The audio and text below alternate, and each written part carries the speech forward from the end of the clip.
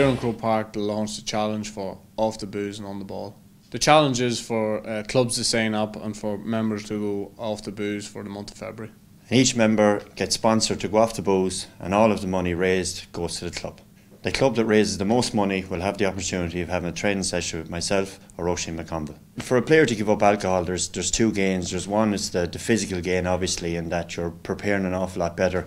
We'd have always said inside the tip camp is like putting diesel into a petrol engine, and that's the reality of it. And from a mental point of view as well, you've made a commitment that you're not going to drink, which also means that you're thinking of more than yourself.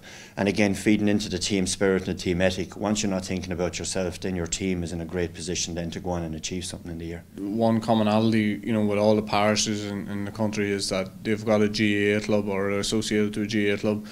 My GAA club, Crossmaglen, is no different to any other. 95% of the people within Crossmaglen are part of the GAA club in some way or form or another. And I think to bring all those members in, you've got a captive audience straight away, and they see, let's say, a senior team leading from the front. Senior players even within clubs and parishes are role models, for the rest of not just the club but society in general. And when I see people doing stuff like this, from a mental health point of view, and something that I would have very strong feelings about, from a mental health point of view, it's leaps and bounds ahead of what anybody else has done before. It starts inside the confines of a dressing room, and every team that's decided to take up this challenge will have a meeting about it. But then it'll blossom from that dressing room out into the parish, because around every table at dinner they'll be saying, oh, the club boys aren't drinking. Oh, they really aren't drinking after about 2 weeks in. And then you've kids who are sitting down at that table as well, and they're going, God, these guys aren't drinking. So then suddenly the club player moves from being a hurler to being a role model. I think that's a very, very powerful thing a club player can realise through this challenge, and it will make their team then be an awful lot better, because they'll take responsibility for their actions and know that the knock-on effect is they're doing good in their parish, not only just in their team.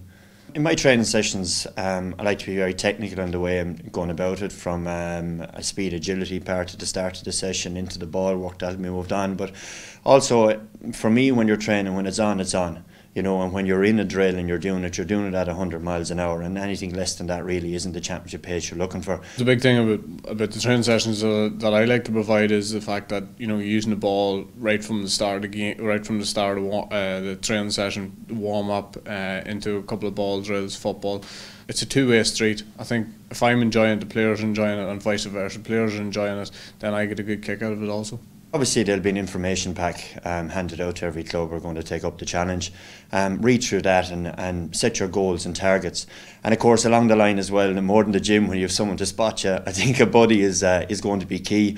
That sometimes the lads will be going out, and you'll find maybe a group of 6 or 7 fellas who aren't involved in the team. But if you have a guy inside in the group with you, the two of you can sip away at the orange and have a laugh all night, and you'll find though that you'll get into a habit of it then, and people around will support you once the first night is out of the way. From a manager's point of view, it's a very, very easy sell to a manager, because a manager is in dream world if he thinks he can get his players for a month with absolutely spot on attitude, and I think they can do that through off the booze and on the ball.